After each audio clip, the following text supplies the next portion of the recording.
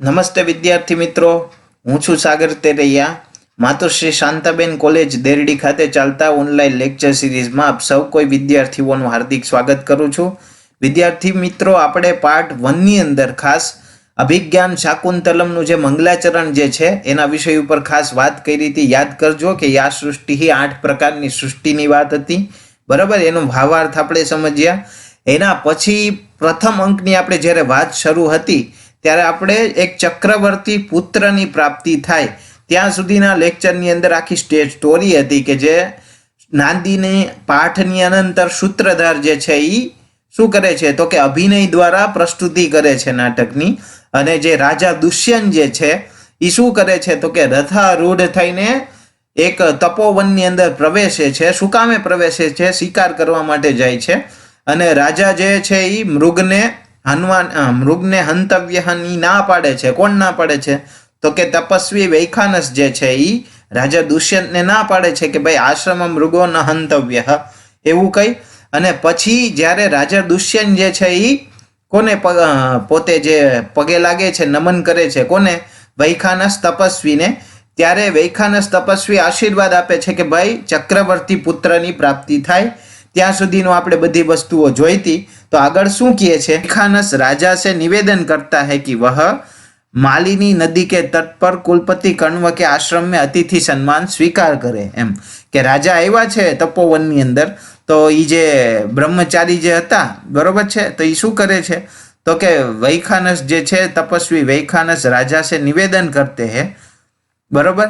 શું નિવેદન કરે છે તો કે માલિની નદીના તટે, જો નદીનું નામ પણ ખાસ યાદ રાખજો કે માલિની નદીના તટ પર શું છે તો કે કુલપતિ કण्व કે આશ્રમ में અતિથિ સન્માન સ્વીકાર કરે.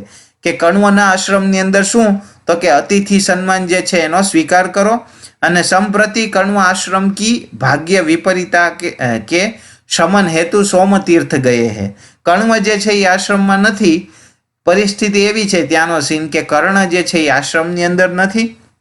અને એની અનુપસ્થિતિમાં જે શકુંતલા, હવે જો નાયિકાની વાત થાય છે, જે હિરોઈન જે છે શકુંતલા, એ અતિથિ સત્કારનો બધો જ જે કાર્યભાર છે એ પોતે સંભાળી રહી છે.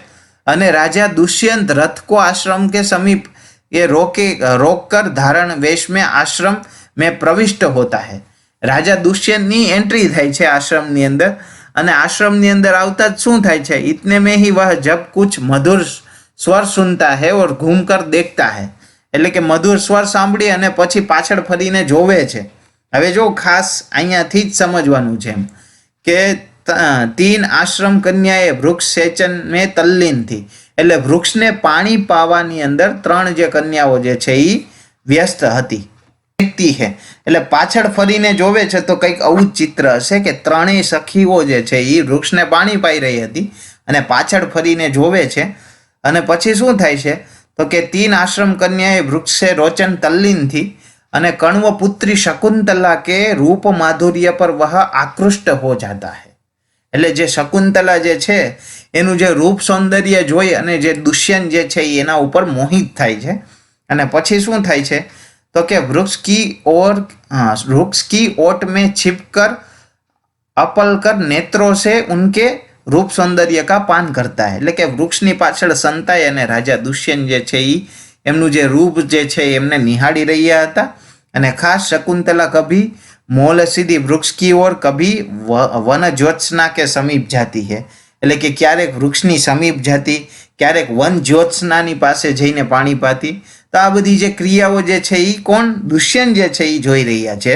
અને સખીઓ કે हास परिहास के माध्यम से ऊपर आया एक भोर शकुंतला के मुख की ओर आने लगता है. પછી શું થાય છે ખાસ હવે જોજો કે હીરોની અને જે હિરોઈનની જે બંનેનું મિલન કઈ રીતના થાય છે તે એ વસ્તુ કહે છે કે ખાસ કે ત્યાં શું થાય છે. હવે શકુંતલા જે છે એ પાણી પાઈ રહી હોય છે, ત્યાં અચાનક જ એક ભમરો આવે છે.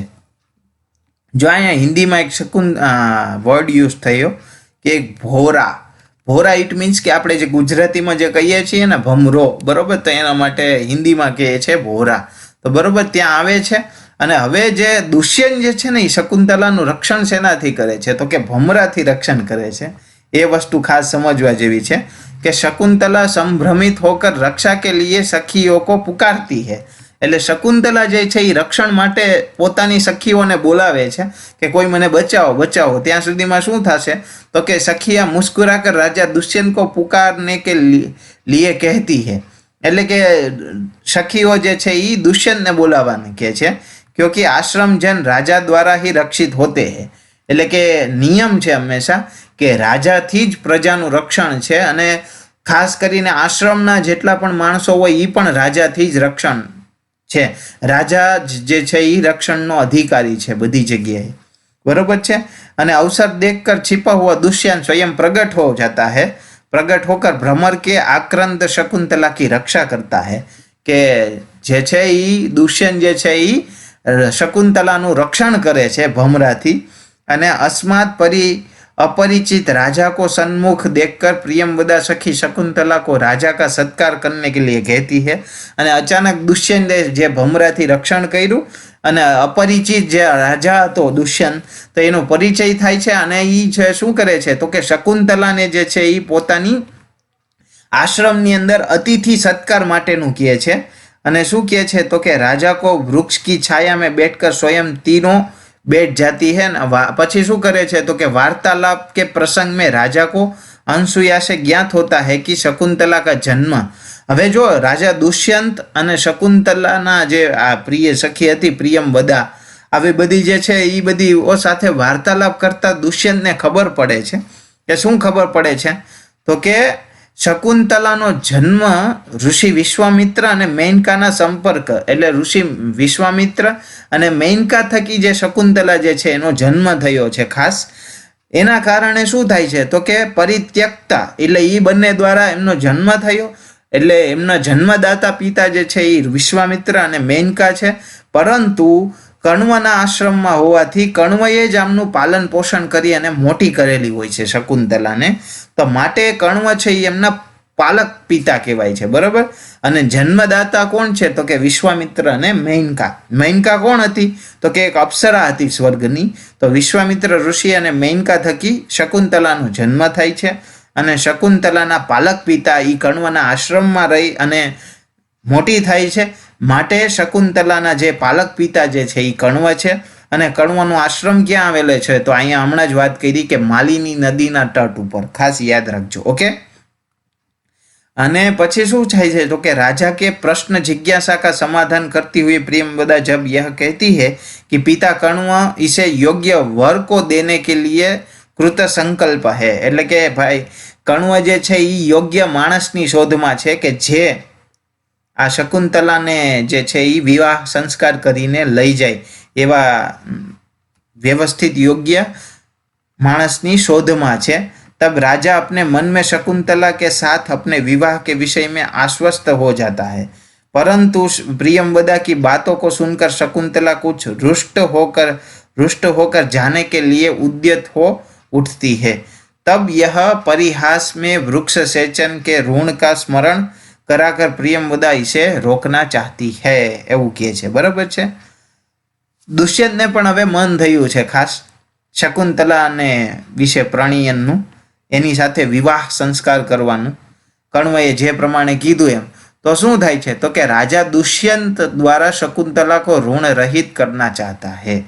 અને अंगूठी पर अंकित दुष्यंत के नाम को पढ़कर अनसुया और प्रियंवदा जब एक दूसरे की ओर देखने लगती है, तब राजा अपने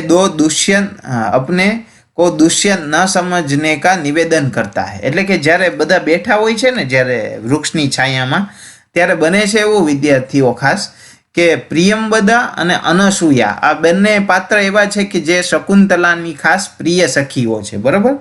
તો એ પ્રિયંવદા અને અનસુયા શું કરે છે તો કે જે રાજા દુષ્યંતે જે અંગૂઠી પહેરેલી હોય છે ને તો એના ઉપર એનું નામ હોય છે, પણ રાજા દુષ્યંત છે ને એ ન સમજને કા નિવેદન કરતી है, એટલે પોતાને રાજા ન સમજો એવું પોતે કહે છે એમ। ત્યાં શું થાય છે તો કે નેપથ્યમાં ધ્વનિ સંભળાય છે, એટલે પાછળ પડદા પાછળ ધ્વનિ, આખું નાટક શરૂ હતું, આખું રિયલમાં આપણે જોઈએ તો આ નાટક છે એક પ્રકારનું।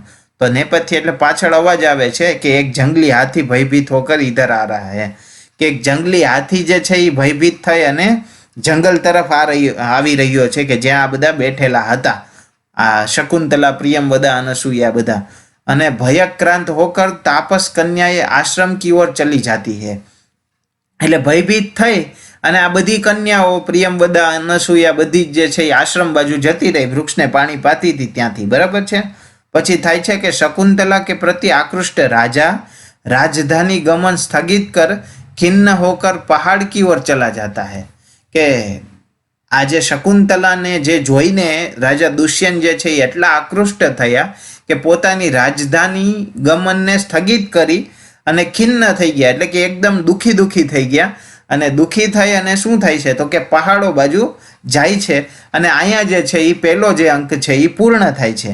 તો વિદ્યાર્થીઓ, પહેલા અંકની આખી સ્ટોરી જે છે એ આપણે ખ્યાલ હોવો જોઈએ કે જ્યારથી નાટકની શરૂઆત થઈ, આશ્રમ મૃગો ન હંતવ્ય, રાજા દુષ્યંતની એન્ટ્રી થાય છે તપોવનની અંદર. પેલો જે તપસ્વી જે છે વૈખાનસ, ખાસ એનું નામ ખાસ આપણે આવડવું જોઈએ કે તપસ્વી વૈખાનસ, યસ.